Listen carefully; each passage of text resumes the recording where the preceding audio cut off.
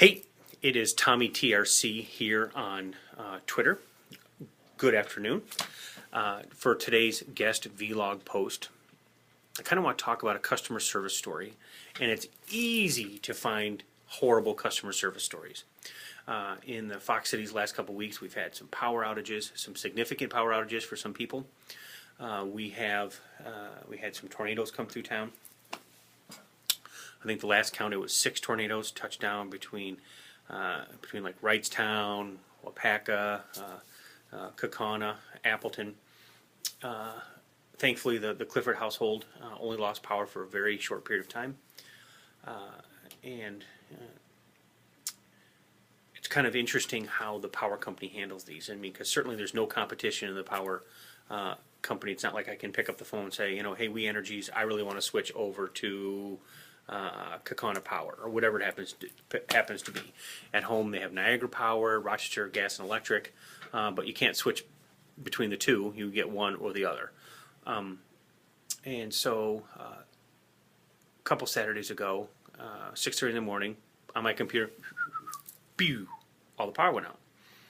Thought that was kind of interesting because it was pretty much near the end of where all the power outages were supposed to be fixed. So I was thinking, wow, is there a storm? What's going on? And kind of thought to myself, okay, maybe they're cutting power back on for part of the grid, and they had to pull ours out to bring that online. Who knows? Whatever. So Drew and I went for a walk, and I love the fact that when the power came back on, it was only off for about an hour. We Energies will call, say, we know there's a power outage in your area, and we want to tell you that it's back on. So if you happen to go someplace else or seek refuge and go to a hotel or whatever, they'll tell you it's back on. That's really cool. Didn't think anything more about it. Then about 10 days later, I get a phone call from the nicest gentleman. He said, "Hi, my name is Susie somebody." Okay, it was a guy. So it was Sammy somebody. And he said, "I just want to apologize for the power outage." And I thought to myself, you're doing what? You're apologizing for the power outage? I thought, man, that's just completely strange. So I let him go, and he said there was a branch that fell, and this, power out.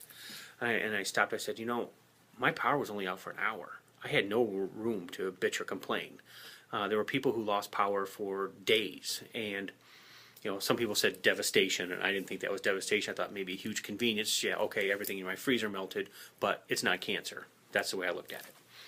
And I really thanked him. I said, I appreciate this phone call. And he said, well, I'm part of this customer care team, and I really appreciate your business, and I'm sorry. I said, wow. I just was totally blown back that the power company, of which there's no competition, said they're sorry.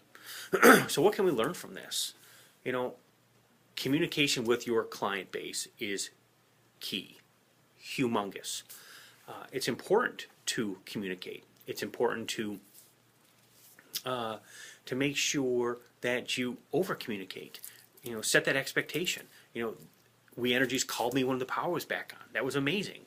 I mean, granted, I already knew that because I was at the house. But if I was someplace else, that was a nice service. They didn't have to do that. And then